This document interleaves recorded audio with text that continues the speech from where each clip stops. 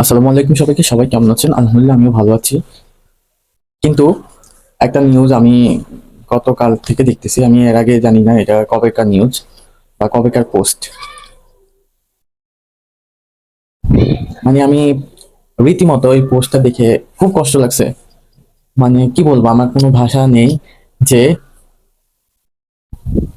আশেপাশে অনেক মানুষ দেখতেছে, মনে হয় যে একটা শুটিং চলতেছে। আর কিছু সংখ্যক মানুষ এসে একটা মানুষকে এভাবে অত্যাচার, অবিচার করতে করতে মৃত্যু নিশ্চিত করছে। সবাই শুধু চেয়ে দেখছে।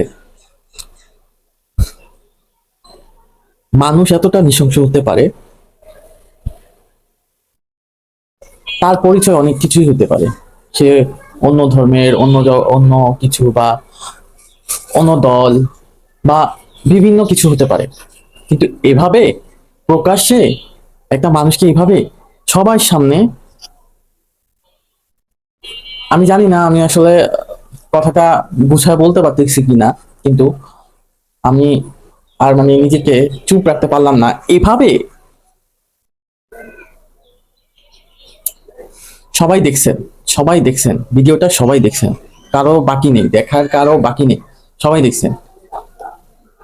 তার ফ্যামিলি যখন ভিডিওগুলো দেখবে, তার ফ্যামিলির মধ্যে কি মানে কিভাবে, মানে জিনিসটা কিভাবে মেনে নিবে যে একটা জীবিত মানুষকে কয়েকজন মানুষ মিলে সবাই দেখতেছিল। সবাই যদি একটু আগায় আসতে একত্রিত হয়ে, তাহলে কি বাঁচানো যেত না? আমি জানি না মানে সবাই কিভাবে পারলো এভাবে, এভাবে লাস্ট ওইটাকে টেনে রাস্তায় নিয়ে আসলো। রাস্তায় নিয়ে আইসা পর্যন্ত ইয়ে করলো, তাও মানুষে মানে রাস্তা দিয়ে গাড়ি ঘোড়া যাইতেছে আসতেছে, কারো চোখে মানে এটা কি সিনেমার শুটিং চলতেছিল? এটা তো সিনেমা শুটিং চলে নাই, এটা একটা মানুষের উপর নির্যাতন করা হইতেছিল। কিভাবে মানে এভাবে মেনে নিবেন?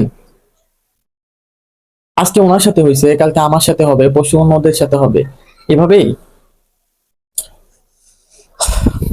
আমার এতটুকুই বলার, আর কিছু না আসলে।